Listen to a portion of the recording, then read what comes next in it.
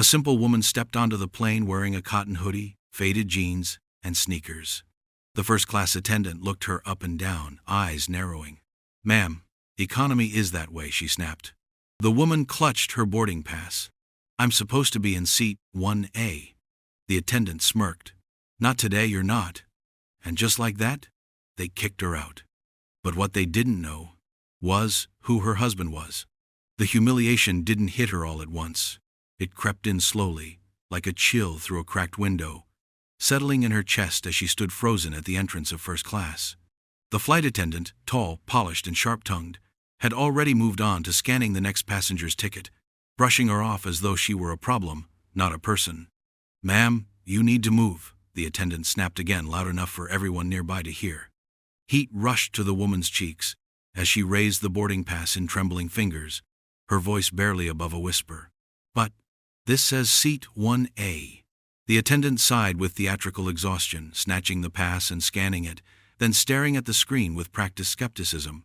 "This has to be a mistake," she muttered, before plastering on a customer service smile that couldn't hide the disdain in her eyes. "Security will escort you back to your seat," and they did. A uniformed officer approached gently, almost apologetically, but offered no help, only motioned for her to follow. Around her, whispers stirred like wind through dry leaves. A man in a suit chuckled under his breath, nudging his partner. Someone pulled out a phone, pretending to check messages but clearly recording. She really thought she was flying first class? A voice behind her snorted. She wanted to speak, to explain, to show them she wasn't trying to scam anyone, but her throat had gone dry.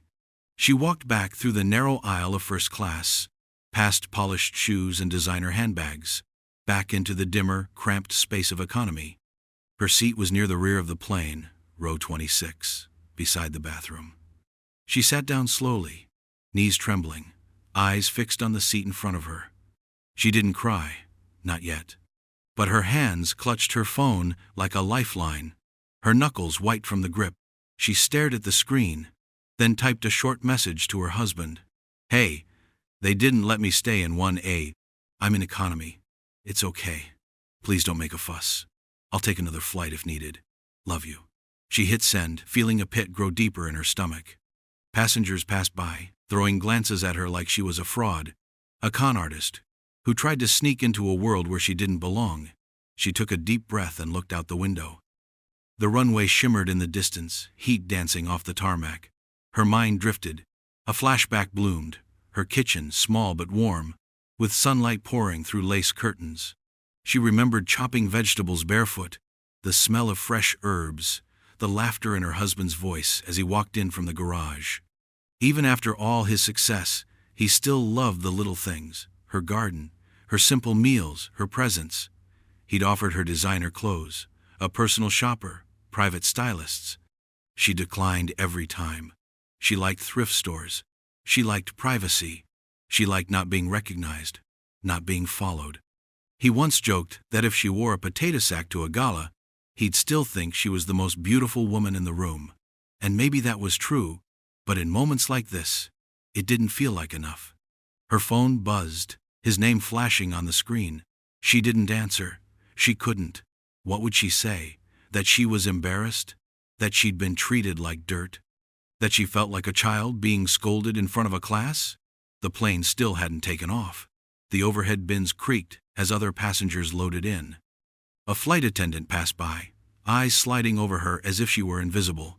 A little girl across the aisle stared at her, then offered a quiet smile. She smiled back, grateful for something, anything, that wasn't pity or scorn. Her phone buzzed again, then again. A text. "Are you okay? What happened?" Another. "Why didn't you answer?" "I'm calling the airline right now." She felt the tears burn then. Not because she wanted revenge, but because she hated causing a scene. She hated being the reason he had to stop everything. He was likely in a meeting, or on another call, and now he'd be upset because someone had made her feel small. She tucked the phone into her bag and closed her eyes. She tried to breathe, slow and steady, just like her yoga teacher once taught her. She counted. Inhale, 1, 2, 3. Exhale, 1, 2, 3. But it didn't help. The shame clung to her skin like smoke. invisible but suffocating. She remembered another moment, years ago when they were just dating. He'd taken her on a road trip in a beat-up Toyota with no air conditioning. They stopped at a diner, shared fries, laughed until their sides ached. Back then, he had nothing, and she didn't care. She fell in love with his dreams, not his bank account. When he finally made it, when the startup exploded and the investments poured in, he begged her to let the world see who she was to him. But she liked being in the background, not because she was ashamed, because she was content. She believed kindness mattered more than class. Today, though, it felt like the world didn't agree. A man brushed past her seat, bumping her arm without apology. She flinched. She turned toward the window again, as if the sky might offer more compassion than the people around her. A thought crept in. Maybe I should have just dressed up. But she shook it off. That wasn't the problem. The problem was never her outfit. It was how people treated others based on expectations, based on image, based on assumption. She took another breath, quieter this time. The pilot's voice crackled through the intercom, announcing delays due to runway congestion. But that wasn't the real reason. She didn't know it yet. But her husband was already moving, already calling, already furious. Somewhere in a glass office, a phone was ringing. Somewhere, a CEO was frowning. And somewhere, a private jet was being fueled up. Because no one, not even a quiet, simple woman, deserved to be made to feel worthless for simply not looking the part. For now, though, she sat in row 26. Quiet, dignified, waiting. When her husband read her message, his heart stopped. Not in panic, but in that dangerous silence that always came before the storm. He stared at the text again, the words, "I'll just take another flight," cutting deeper than any insult ever could. This was the woman who held his hand when he had nothing, who stitched holes in his shirts, who believed in his vision when the rest of the world laughed at him. And now someone, some stranger, had made her feel like she didn't belong in a seat that bore his name. He picked up his phone and dialed the airline's executive line, the one reserved for board members and stakeholders. No answer. He called again, still nothing but elevator music, and the sterile voice of a virtual assistant. His jaw clenched. His next call was to Ava, his right hand, who didn't waste time with questions. "Get me the CEO," he said. "Now." Within 4 minutes, a private number rang back. The CEO's voice was shaky, uncertain, sensing trouble before the words even landed. "Mr. Carver, don't speak," he interrupted coldly. "Just listen." And then he told them what happened. Not with rage, not with theatrics, but with precision, like a scalpel slicing through ignorance. "Your staff just kicked my wife out of first class for dressing like a person with dignity. You embarrassed her, publicly, and now you'll feel what that costs." The line went quiet. The CEO stammered something about protocols, about mistakes, about training gaps. "It's too late," Carver said flatly. "The flight is canceled." "Sir? You heard me. Cancel the flight. No one moves until she's treated like the queen she is." The CEO hesitated, trying to salvage the situation, but it was done. Carver had already called in his own fleet. A private jet was being fueled at a hangar less than 2 miles from the commercial runway. He wasn't just a shareholder, he was the controlling owner. And in this world, power didn't beg. It commanded. Back on the plane, tension thickened like fog. The pilot had received a directive: do not move the aircraft until confirmation from upper command. Flight attendants whispered nervously in the galley. Then, an unfamiliar man in a dark suit boarded the plane, flanked by 2 security personnel. He held a clipboard and a mandate from the top. Miss Layla Green was removed from her assigned seat in first class. Who authorized that? The head attendant stepped forward, smug at first, then pale as the man read her name aloud. "You are hereby dismissed from service, effective immediately." Her lips parted, stunned, trying to argue, but no words came out. Another attendant tried to intervene, dismissed too. Their badges were collected, and they were escorted down the aisle they once strutted down with pride. Passengers watched in stunned silence. Some gasped. One woman clapped before catching herself. In the back of the plane, Layla sat frozen. She had no idea what was happening yet. Her phone buzzed again. "I'm here, don't move." Moments later, the roar of a blacked-out Maybach pulling up beside the terminal caught even the ground crew's attention. The car door opened slowly, and out stepped Marcus Carver, a man who rarely showed up in public without a wall of cameras. But today, he came for one reason only. He walked past the staff, past the gate agents, past the whispers and phones aimed in his direction. His eyes scanned the rows of economy until they landed on her. Layla, slumped in her seat, head down as if trying to disappear. "Hey," he said gently, kneeling in the aisle beside her. "You never deserved this." Her eyes filled instantly, not with tears of weakness, but with relief. He reached for her hand, pulling her up slowly, like lifting something precious out of a storm. Around them, passengers watched with dropped jaws and rising shame. The same man in the tailored suit who walked her back to economy was now walking her out. Only this time, everyone made room. "That's his wife?" someone whispered. "The Marcus Carver?" Another passenger stood and offered an apology, flustered, trying to undo what had already been done. Layla gave them a polite nod, but said nothing. Dignity didn't demand attention. It simply moved with grace. At the gate, the airline's regional director stood with trembling hands and forced smiles, stammering an apology that Marcus barely acknowledged. He opened the door to the Maybach for Layla himself. She stepped in quietly, still overwhelmed, still processing. The car pulled away, not toward the city, but toward a private tarmac on the opposite end of the airport. There, a sleek jet with her initials on the tail waited in silence. A flight crew stood outside in perfect formation, ready to greet her like royalty. Back on the commercial flight, the captain made an announcement. "This flight has been delayed indefinitely. We appreciate your patience." Passengers groaned, until someone checked the news. A tweet had gone viral already.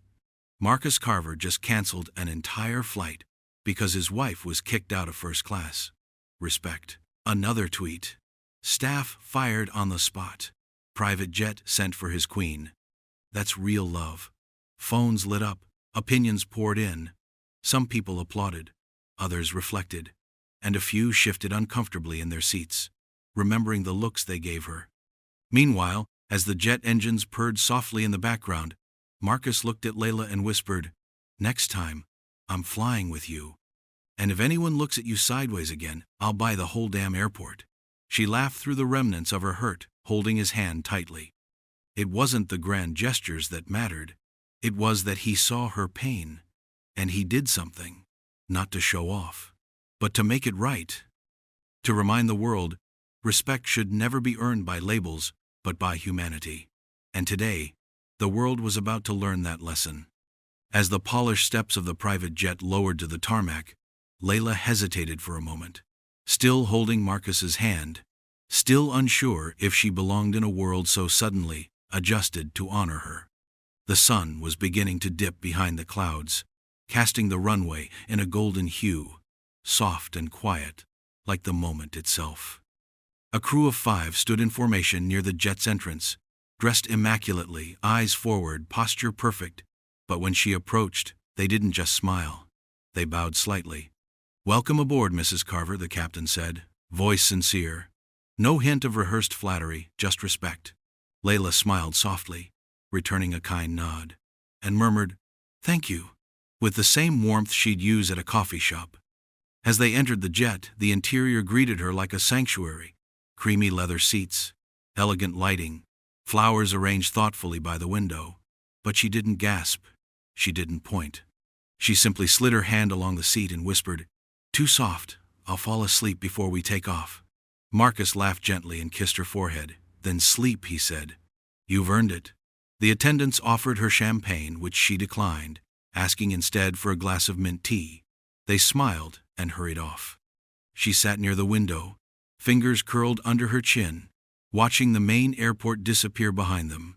In that stillness, memories rose like fog on a quiet lake, blurry at first, then vivid. She remembered the first time she met Marcus. He was 25, tired, underdressed, and overly caffeinated, pitching app ideas at a startup event no one believed in. She didn't care about the pitch. She cared about the way he spoke about making people's lives easier. He had heart, and no one saw it but her. For a year, he couldn't afford rent. She let him stay in her spare room. He offered to pay her back one day. She just smiled and said, "You can take me to dinner when you make your first million." He didn't forget. When the IPO came, he cried harder than she'd ever seen. But she never asked for a thing, not even a ring. He offered her penthouses, yachts, designer closets. She wanted garden gloves and good soil. He gave her that too. Her phone buzzed on the tray beside her, screen lighting up with notifications. Social media had exploded. The video of the first-class incident had gone viral, edited clips, tweets, think pieces, all dissecting the moment she was escorted back to economy.